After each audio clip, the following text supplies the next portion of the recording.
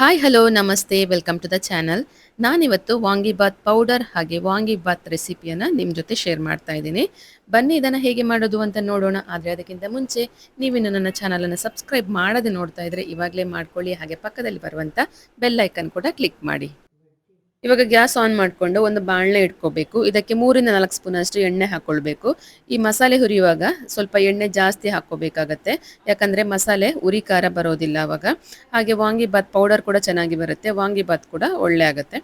ಇವಾಗ ಎಣ್ಣೆ ಬಿಸಿ ಆದ ನಂತರ ಇದಕ್ಕೆ 1.5 ಚಮಚದಷ್ಟು ಕಡಲೆಬೇಳೆ ಹಾಗೆ 1.5 ಚಮಚದಷ್ಟು ಉದ್ದಿನಬೇಳೆ ಹಾಕೊಳ್ತಾ ಇದ್ದೀನಿ. ಎರಡು ಕೂಡ ಸಮ ಪ್ರಮಾಣದಲ್ಲಿ ಇರಬೇಕು.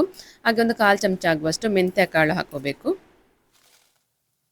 ಇವಾಗ ಉದ್ದಿನ ಬೇಳೆ ಹಾಗೆ ಕಡಲೆಬೇಳೆ ಸ್ವಲ್ಪ ಬಣ್ಣ ಚೇಂಜ್ ಆಗ್ತಾ ಇದ್ದಾಗೆ ಇದಕ್ಕೆ ಒಂದು 10 ರಿಂದ 12 ಬ್ಯಾಡಗಿ ಮೆಣಸು ಹಾಕೊಳ್ತಾ ಇದ್ದೀನಿ. ಬ್ಯಾಡಗಿ ಮೆಣಸು ಇದಕ್ಕೆ ಒಳ್ಳೆ ಕಲರ್ ಕೊಡುತ್ತೆ ಮಸಾಲೆಗೆ.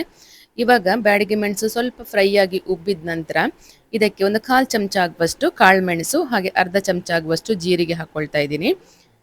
ಹಾಗೆ ಇದಕ್ಕೆ ಇವಾಗ 2 ಪೀಸಷ್ಟು ಚಕ್ಕೆ ಹಾಗೆ ಒಂದು 4 ಲವಂಗ ಹಾಗೆ ಒಂದು ಸಣ್ಣ ತುಂಡು ಅನಾನಸ್ ಹೂ ಹಾಕೊಳ್ತಾ ಇದ್ದೀನಿ.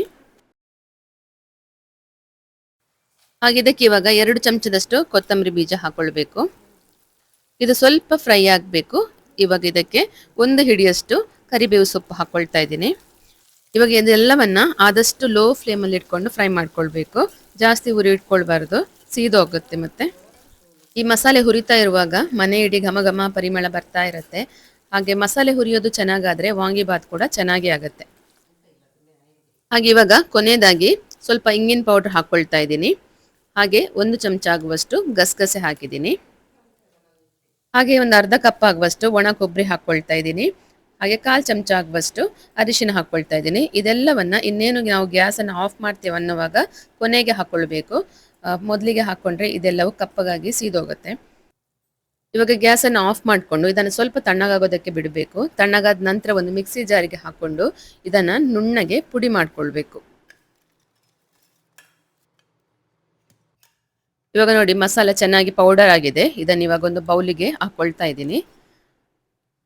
ಇವಾಗ ನೋಡಿ ವಾಂಗಿಬಾತ್ ಮಸಾಲೆ ರೆಡಿ ಆಗಿದೆ. ಇದರಲ್ಲಿ ವಾಂಗಿಬಾತ್ ಹೇಗೆ ಮಾಡೋದು ಅಂತ ನೋಡೋಣ. ಈ ಪುಡಿ ಜಾಸ್ತಿ ಆದರೆ ಬಿಸಾಡಬೇಕಂತ ಇಲ್ಲ, ಪಲ್ಯಕ್ಕೆ ನೀವೆಲ್ಲ ಇದನ್ನು ಯೂಸ್ ಮಾಡ್ಕೊಳ್ಬೋದು. ಇವಾಗ ವಾಂಗಿಬಾತ್ ಹೇಗೆ ಮಾಡೋದು ಅಂತ ನೋಡೋಣ. ಇವಾಗ ಒಂದು ಬಾಣಲೆ ಇಟ್ಕೊಂಡಿದ್ದೀನಿ ಗ್ಯಾಸ್ ಮೇಲೆ. ಹಾಗೆ ಅದಕ್ಕೆ ಒಂದು 4 ಚಮಚ ಆಗುವಷ್ಟು ಎಣ್ಣೆ ಹಾಕಿದ್ದೀನಿ.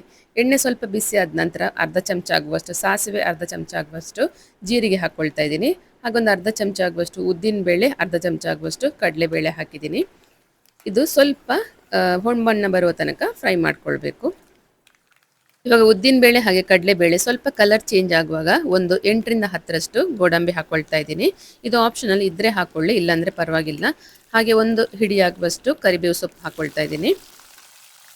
ಹಾಗೆ ಸ್ವಲ್ಪ ಇದಕ್ಕೆ ಕ್ಯಾಪ್ಸಿಕಮ್ ಸೇರಿಸ್ತಾ ಇದ್ದೀನಿ. ಹಾಗೆ ಬಟಾಣಿ ಹಾಕೊಳ್ತಾ ಇದ್ದೀನಿ. ಇದೆಲ್ಲ ಆಪ್ಷನಲ್, ಬೇಕಿದ್ರೆ ಹಾಕೋಬೋದು, ಹಾಕೊಳ್ಳೇಬೇಕಂತೇನಿಲ್ಲ, ಹಾಕೊಂಡ್ರೆ ಚೆನ್ನಾಗಿರುತ್ತೆ.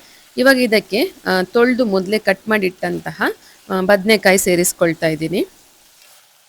ನಾನಿಲ್ಲಿ 3 ಬದನೆಕಾಯಿ ತಗೊಂಡಿದ್ದೀನಿ. ಇದೇ ಬದನೆಕಾಯಲ್ಲಿ ವಾಂಗಿಬಾತ್ ಮಾಡಬೇಕಂತೇನಿಲ್ಲ, ನಿಮ್ಮಲ್ಲಿ ಸಿಗೋವಂಥ ಯಾವುದೇ ಬದನೆಕಾಯಲ್ಲಿ ಕೂಡ ಮಾಡ್ಕೊಳ್ಬೋದು. ಇವಾಗ ಇದಕ್ಕೆ ಒಂದು ಲಿಂಬೆಹಣ್ಣಿನ ಗಾತ್ರದಷ್ಟು ಹುಣಸೆ ಹುಳಿಯನ್ನು ಕಿವುಚಿ ನಾನು ರಸ ತೆಗೆದು ಇಟ್ಟಿದ್ದೀನಿ. ಅದನ್ನು ಇವಾಗ ಸೇರಿಸ್ತಾ ಇದ್ದೀನಿ.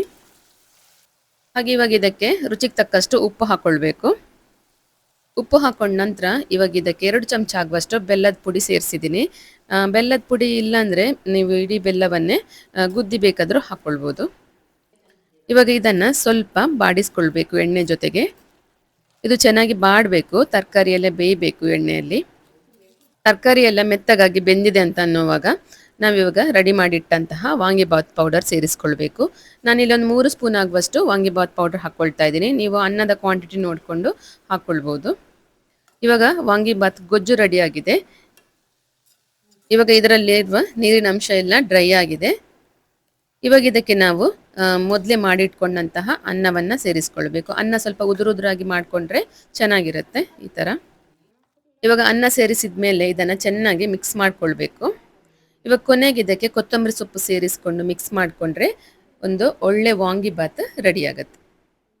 ಇದನ್ನು ಮಾಡುವಾಗ ಮನೆಯೆಲ್ಲ ತುಂಬ ಘಮ ಘಮ ಅಂತ ಪರಿಮಳ ಬರ್ತಾ ಇರುತ್ತೆ, ಅಷ್ಟು ಚೆನ್ನಾಗಿರುತ್ತೆ ರುಚಿ ಕೂಡ. ನೀವು ಕೂಡ ನಿಮ್ಮ ಮನೆಯಲ್ಲಿ ಟ್ರೈ ಮಾಡಿ ನೋಡಿ.